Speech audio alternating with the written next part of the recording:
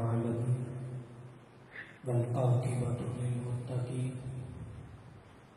والصلاة والسلام على سيد الأنبياء والمرسلين أما بعد فأعوذ بالله من الشيطان الرجيم بسم الله الرحمن الرحيم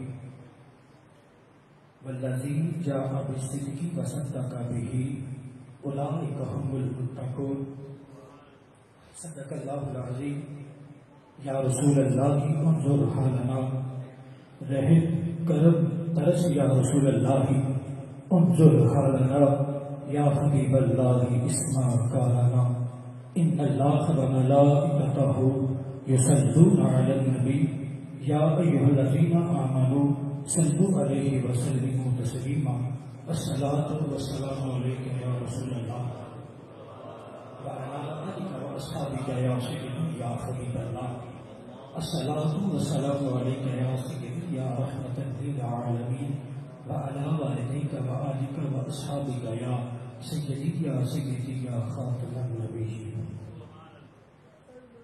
ہر طرح کی حمد و ثنا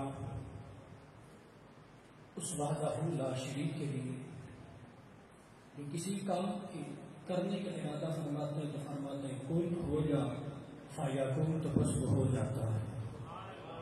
لا تعداد درود و سلام ریت کے ذروں کے برابر سمندر کے قطروں کے برابر نبی مکرم شفیع معظم سید الانبیاء باعث تخلیق کائنات احمد مجتبی جناب حضرت محمد مصطفیٰ صلی اللہ علیہ وآلہ واصحابہ وبارک وسلم کی بارگاہ میں پیش کرنے کے بعد میں نہایت مشکور ہوں اپنی شیخ کامل و رہبر آل نبی اولاد علی پیر سید بدر مسعود شاہ صاحب زیرہ شرف ہوں جن کی زیر سرپرستی میں مجھ آہ کر کے کچھ سبق سنانے کا موقع ملا۔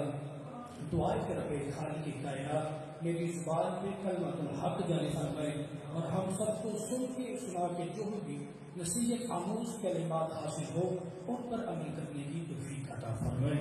میرے تمام پیر بھائیوں کو السلام علیکم ورحمۃ اللہ وبرکاتہ۔ آپ احباب کے سامنے اللہ وحدہ لا شریک کی بے عیب بے مثل کتاب سے جو چند آیت مقدس کے الفاظ میں نے پڑھنے کا آپ احباب نے سننے کا شرف حاصل کیا، اس کا ترجمہ یوں ہے کہ فرمایا ایک وہ ذات جو سچ لے کر آئی اور ایک وہ ذات جس نے اس سچ لانے والی ذات کی تصدیق فرمائی، اولئک هم المتقون، فرمایا یہی لوگ متقی اور پرہیزگار ہیں۔ حضرت علی رضی اللہ تعالیٰ فرماتے ہیں جو ذات سچ لے کر آئی اس ذات کا نام محمد رسول اللہ ہے، اور جس ذات نے ان کی تصدیق فرمائی اس ذات کا نام ابوبکر صدیق ہے۔ ایک ہوتا ہے صدیق اور ایک لفظ ہوتا ہے صادق، معنی ایک ہے لیکن فرق زمین آسمان کی حضرت۔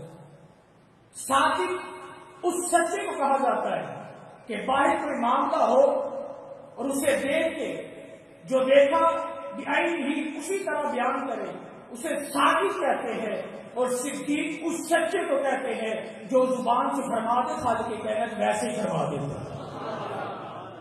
اور اگر آپ کے متعلق بس آپ کے عشق کے متعلق چند باتیں کرنی ہے اس کے بعد اجازت، اگر کائنات میں پرکھنا ہو نا یا دیکھنا ہو کہ جس نے مصطفیٰ کی ذات کے ساتھ عشق کیا ہے تو رب کعبہ کی عزت و جلال کی قسم ہے وہ ابوبکر صدیق کی ذات ہے۔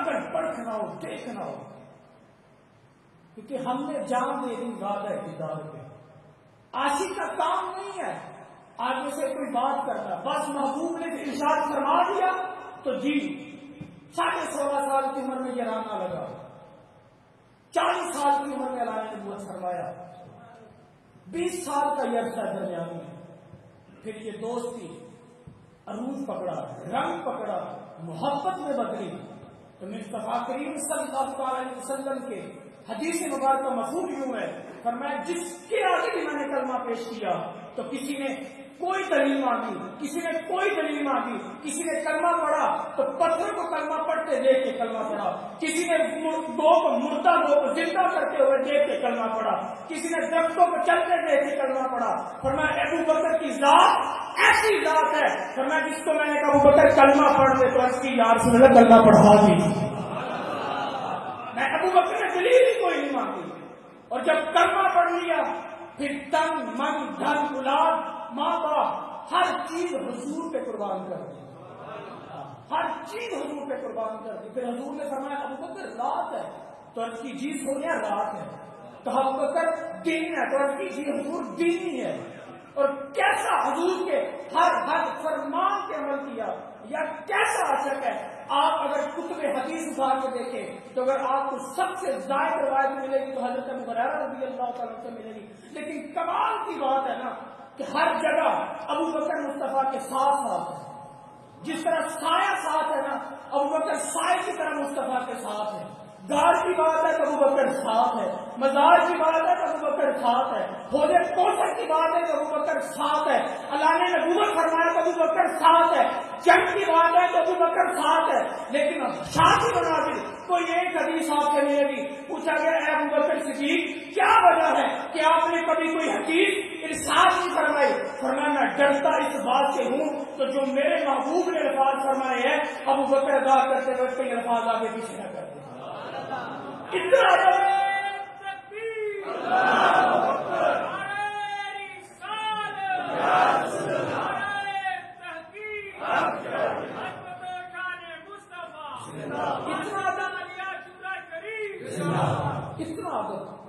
اگر فرمایا ہے کہ بلال کو خریدنا, بس الفاظ مصطفیٰ صلی اللہ علیہ وسلم نے دا فرمائے کہ بلال کو خریدنا, یہ نہیں کہا کون خریدے گا. ابو بکر چپکے سے پیچھے سے اٹھے اور جا کے حضرت بلال کو خرید کے لے کے آگے حضور کو بول فرمائے. تو جب بات آئی ہجرت کی بات ہے تو فرمایا ایک وقت آئے گا مجھے مکہ چھوڑ کے مدینہ کی طرف روانہ ہونا ہے. ارشاد فرما دیا, ابو بکر بھی چلے گئے, تمام صحابہ بھی چلے گئے. آخر وہ وقت آ گیا. ابو بکر رضی اللہ تعالیٰ عنہ کے نصیب جاگنے لگے, بستر پہ مولا علی کو سلایا, ایمان سے دی, اور کائنات کا مالک و مختار چلا ہجرت کرنے کے لیے.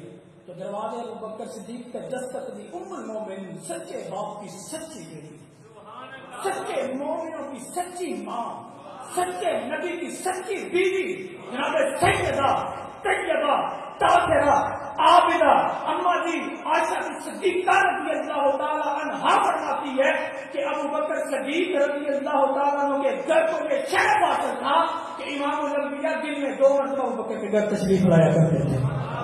فرمایا حضور نے بھی دروازے پہ حاجت اللہ والا ہاتھ ہی رکھا ہے. کتنی شان والا نبی ہے نا بھائی کہ جس کے چہرہ بددعا کی بات ہے تو قرآن فرمائے بددعا واللیل اذا سجا. اگر اس کے سینے کی بات ہے تو قرآن فرمائے الم نشرح لک صدرک. اگر اس کے ذکر کی بات ہے تو قرآن فرمائے ورفعنا لک ذکرک. اگر میں نے ارشاد فرما دیا اللہ ایک ہے تو قرآن فرمائے هو اللہ احد. اگر وہ زلفوں کو زیتون کا تیل لگائے تو قرآن فرمائے والتین والزیتون. یہ دوسرا والے ہاتھ ابھی رکھا تھا تو دروازہ کھل گیا. ابھی دروازہ کھلا ہی تھا سامنے ابو بکر صدیق کھڑے.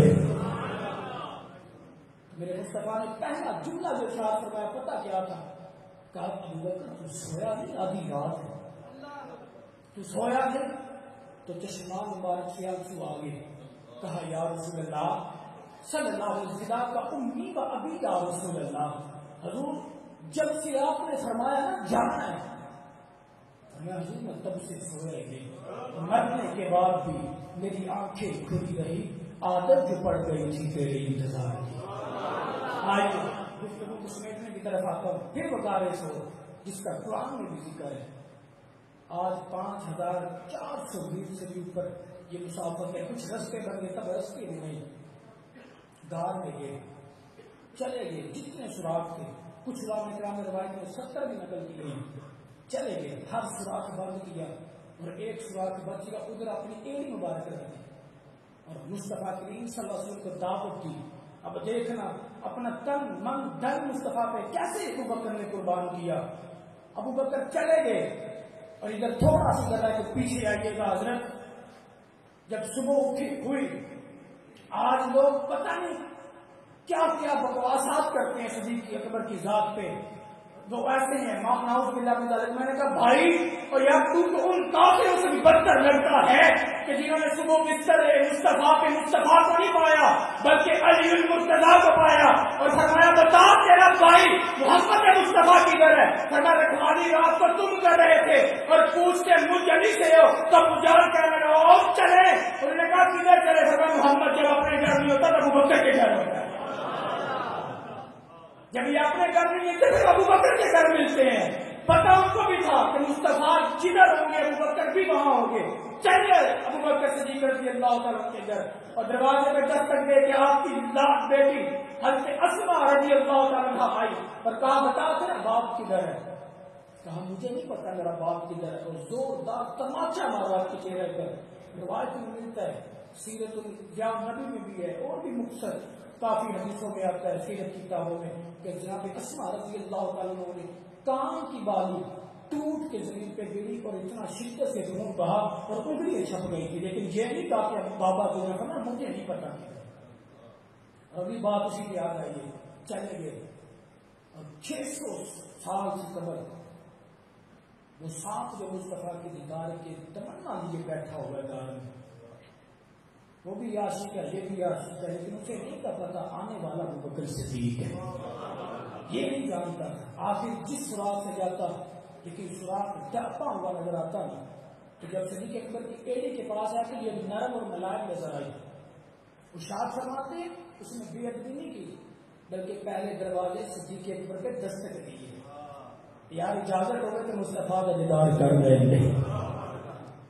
دیدار کر لیں، دستک دی ہے، گستاخی نہیں کی۔ جب پاؤں پیچھے نہیں آتا مصطفیٰ آرام فرما رہے، آرام فرما رہے، والی مدینہ آرام فرما رہے، اور جب پاؤں پیچھے نہیں تھا تو 19 ڈنڈ مارے تھے سامنے، روئے نہیں۔ یہ زہر کی خاصیت ہے کہ جو جب باپ کے اندر جاتا ہے تو خون کو گرمائش کرتا ہے، پھاڑ دیتا ہے اندر کی ہر چیز، لیکن ابو بکر نے سین کی جنبش نہیں لائی جسم میں، کیوں؟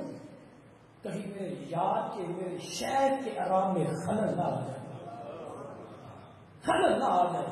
لیکن جب زہر اپنی وہ گرمائش پکڑا نا روح کی طرف، تو آپ کے چہرے سے آنکھ سے گرم آنسو کا قطرہ مصطفیٰ کے بددعا والے چہرے پہ گرا۔ میں قربان ہوں آنسوں پہ جن کی منظر کے مصطفیٰ بنے۔ میرے مصطفیٰ کریم صلی اللہ علیہ وسلم نے آنکھیں کھولی، ہمیں ابو بکر کیا ہوا ہے؟ اللہ نہ کرے یار ابھی ادھر کسی بندے کو چونٹی کاٹ لینا تو وہ آداب بھول جائے گا۔ اگر میں پوچھوں کیا ہوگا تو یہ نہیں کہے گا احمد نقشبندی صاحب چونٹی نے کاٹ لی ہے، یوں ہو گئے بس، وہ چونٹی نے کاٹ لی۔ اگر سانپ آ جائے گا تو آپ ادب اور الفاظ کا لحاظ نہیں رکھیں گے، کہیں گے سانپ آ گیا، بھائی سانپ آ گیا یا سانپ نے کاٹ لیا۔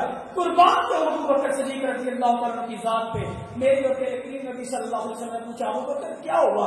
فرمایا فدا کا روحی و قلبی یا رسول اللہ، فدا کا امی و ابی یا رسول اللہ، حضور میرا دل بھی آپ پہ قربان، میری جان بھی آپ پہ قربان، فدا کا امی و ابی یا رسول اللہ، حضور ابو بکر کی ماں بھی آپ پہ قربان، ابو بکر کا باپ بھی حضور سانپ نے کاٹ لیا، حضور سانپ نے کاٹ لیا۔ کیا اتنا عشق کیا مصطفیٰ کی ذات کے ساتھ کہ آج اگر کسی کو خیرات لینی ہوگا مصطفیٰ کے عشق کی، اسے دروازے ابو بکر صدیق پہ جانا ہوگا، اسے صدیق کے دروازے پہ دستک لینی ہوگی، اور دستک دے کے ہاتھوں کو باندھ کے نظریں جھکا کے کہنا ہوگا حضور آپ کو مدینے والے کا واسطہ، ہمیں مدینے والے کا عشق عطا فرما دیجیے۔